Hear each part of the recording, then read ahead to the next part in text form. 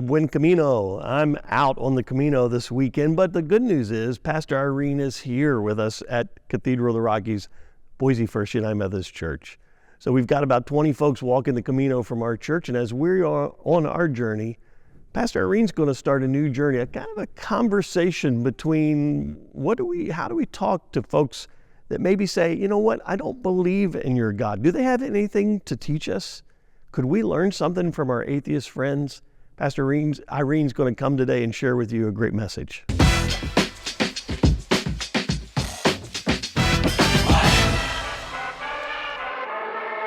Good morning.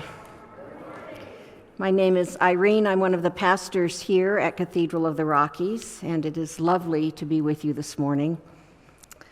For the next 4 weeks, we will be exploring differences between we Christians and those of other faith or no faith at all. We'll be asking, what can we learn from others with beliefs that are very different from our own? And I think a good place to start might be with our cathedral covenant. I have a couple of lines here from the covenant, if you would read them with me. We work to listen and to learn from each other, treating each other with respect and dignity. Disagreements will come, but we are willing to remain part of the conversation and community, keeping our hearts and minds open. When we talk about interfaith dialogue, probably one of the more famous ones in the 20th century happened between a Catholic monk by the name of Thomas Merton and the Dalai Lama, who is a Buddhist monk, and you see them there on the screen. These two men were both quite well known in their own right. They had very, very deep practices in their own respective faiths. And in their friendship, they did not attempt to change one another, but they informed each other's journey, and they considered themselves to be spiritual brothers.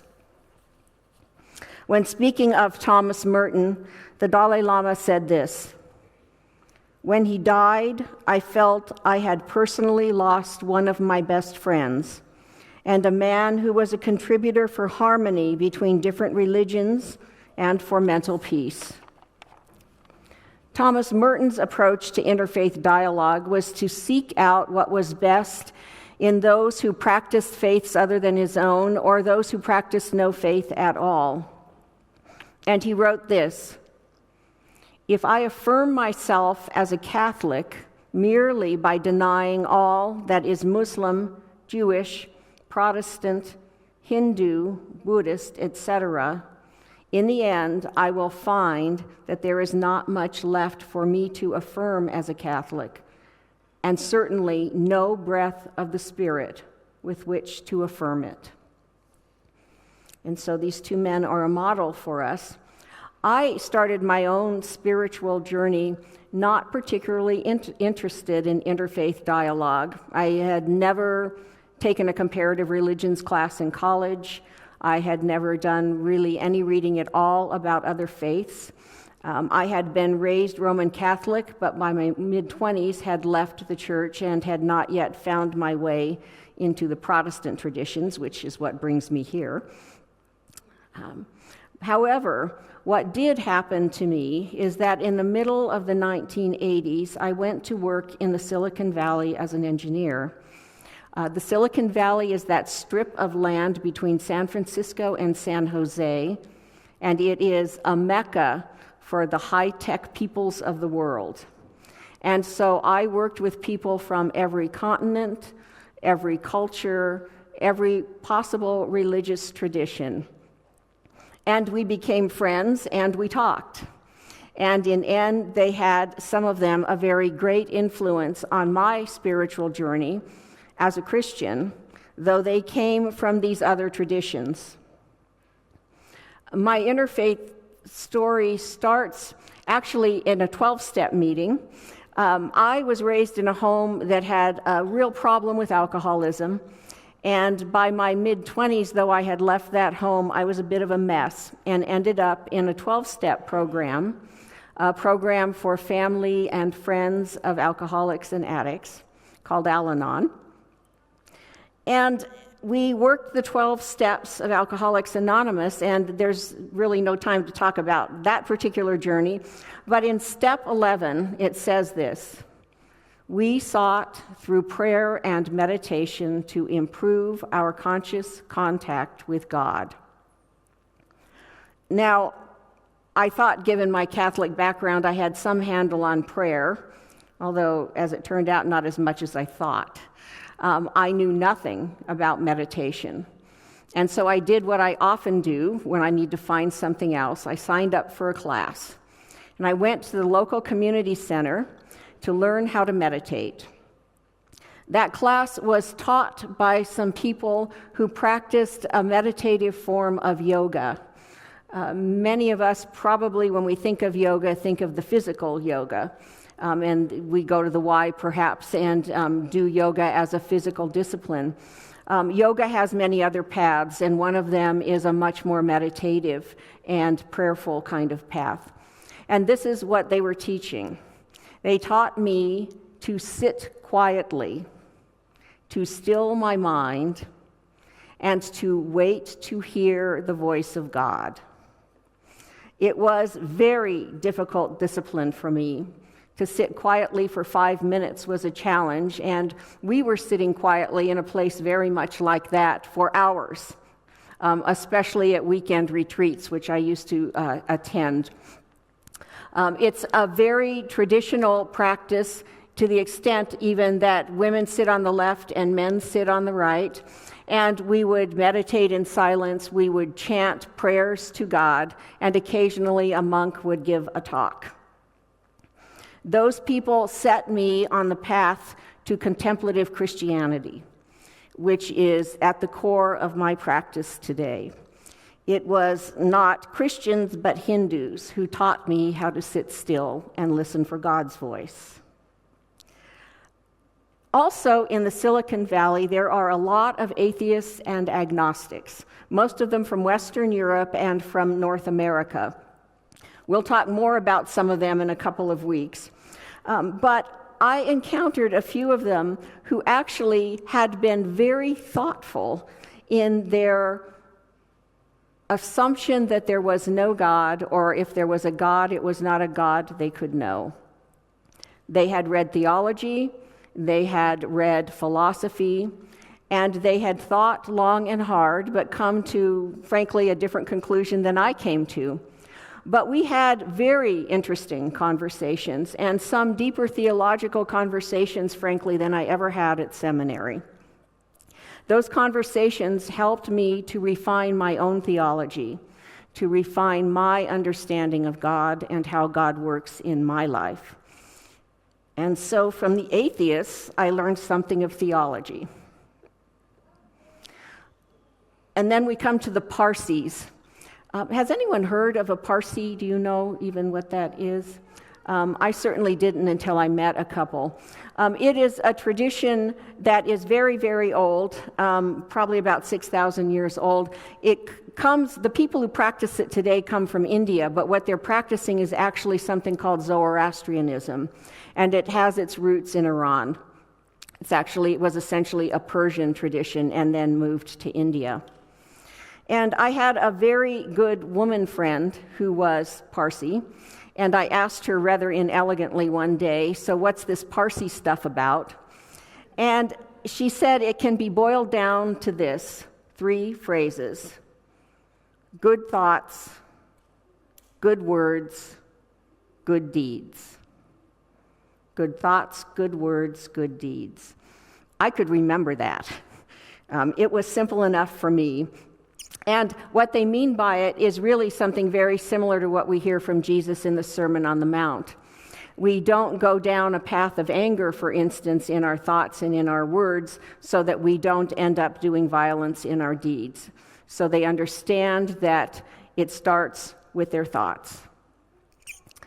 There have been times in my life when I was in a pretty bad place, angry, impatient, despairing sometimes, certainly not centered in my own spiritual practice. And what has come to my mind are these words: good thoughts, good words, good deeds, because I could remember them. And by the way, if there are any Queen fans here, Freddie Mercury was a Parsi. And lastly, I want to talk to you about Jainism. The Jains are another tradition that comes out of India. At first blush, they might look like they're perhaps Hindu or Buddhist. They're neither. They're their own tradition, again, a very old tradition. And they are known primarily, I think, in this country for their very rigorous stance on nonviolence. So they are strict vegetarians because they wouldn't want to harm an animal, another living being. They even are careful about where they walk, that they not step on an insect. They take to the farthest level possible this idea of not harming other life on earth.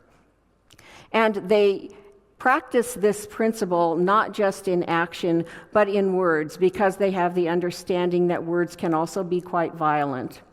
And so a gentleman I knew who was Jain, I worked with for about a year and a half, I think, would, even when he spoke, be humble and compassionate and caring to me and to our colleagues, unerringly, day in and day out, in an environment that was very impatient and not very loving, to say the least.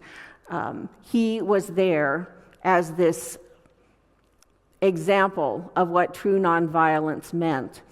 And actually, when I think about what we hear in the Gospels and how that looks if we live it out, I often think of this man, this Jain, who had managed to exemplify in his person without ever, by the way, ever talking about his actual faith. I knew him for some time before I knew what it was. But he exemplified the kinds of things that Jesus talked about in his actions with other people.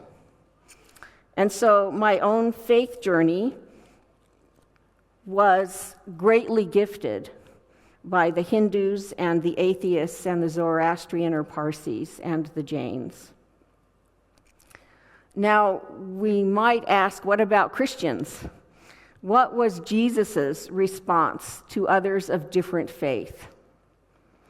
Our text today comes from Matthew chapter 8, verse 5 to 6, the Message version. As Jesus entered the village of Capernaum, a Roman captain came up in a panic and said, "Master, my servant is sick. He can't walk. He's in terrible pain." Jesus said, "I'll come and heal him." This Roman captain would certainly have been a pagan, probably of the cult of Mithras, as many Roman soldiers were. He also represented the enemy, right? He was an officer in the army that had occupied the land of Israel, and their rule was oppressive and violent. And so Jesus could very well have looked at this man and seen absolutely the other on several levels. But his response, "I'll come and heal him." He didn't judge, he didn't condemn, he didn't try to convert him. His response was to offer healing. And by the way, in the story, he then goes on to praise the faith of this Roman captain, a faith he said he didn't tend to see in the Jews around him. And this happens again in other interactions he has with people of different faiths. The Canaanite woman with a sick daughter in Matthew is one example. The Samaritan leper, grateful for healing, an example out of Luke. And the sinful Samaritan woman at the well in John. And there are many unnamed that he healed from the regions of Syria and Decapolis, who were most likely not Jewish. Those were not Jewish regions. And we hear accounts in both Matthew and Mark of his ministry in those areas. What he did consistently with those of other faiths was heal the sick and praise people for their great faith. What he did not do was condemn, warn of judgment or hell, argue theology, debate or quote scriptures, or ask these people of other faiths to change anything. Bishop Newbigin is a Christian bishop. He worked for a while in India, and he has written on interfaith dialogue pretty extensively. In The Gospel in a Pluralistic Society, he suggests this as a way to engage in interfaith conversation. To ask this question: what is the meaning and goal of this common human story in which we are all, Christians and others together, participants? That is a much more productive way to open a dialogue rather than wondering about what happens to non-Christians, for instance, after they die. Something that he says, and I agree with him, only God can know. He would suggest, this bishop, that we would do better to follow the example of Jesus and offer to those of other faith healing and friendship. And friendship from people of other faith was most certainly what I was offered in my own journey. I have 2 action steps here today. I usually only have one because I hate to admit this, but when Pastor Dwayne has 3, I can usually remember 1. But I'm going to give you 2 because you probably have better memory than I. The first is to have one conversation with someone who has radically different views or life experience from you. It doesn't need to be religious, it can be political, it can be just simple life experience. We tend to often be in dialogue with people very like ourselves. This week, just once, see if you can have a conversation with someone who is very different from you. The other is to pray for the healing of the divisions in the world and in our country. Some of them certainly religious, but also political and social. Take that into your prayer, of course, in your private prayer practice, but here is something else I would suggest that the Hindus taught me, is that prayer and meditation in groups is a very powerful thing. And so if you are inclined to pray in a group this week, the Centering Prayer Group that meets on Friday at 12:25 over here in the Bishop's Lounge would be an option for you, as would the Tuesday 6:30 service, the candlelight service in the chapel.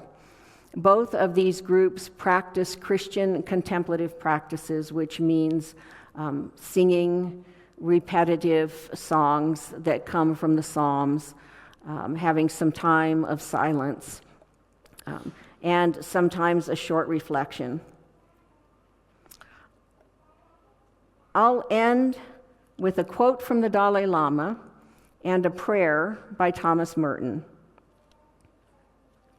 The Dalai Lama has this to say: I always say that every person on this earth has the freedom to practice or not practice religion. It is all right to do either. But once you accept religion, it is extremely important to be able to focus your mind on it and sincerely practice the teachings in your daily life. Some good wisdom from a Buddhist monk. And will you please join me in prayer? This is a prayer from Thomas Merton. My Lord God, I have no idea where I am going. I do not see the road ahead of me. I cannot know for certain where it will end, nor do I really know myself. And the fact that I think I am following your will does not mean that I am actually doing so. But I believe that the desire to please you does in fact please you, and I hope I have that desire in all that I am doing. I hope that I will never do anything apart from that desire, and I know that if I do this, you will lead me by the right road, though I may know nothing about it. Amen.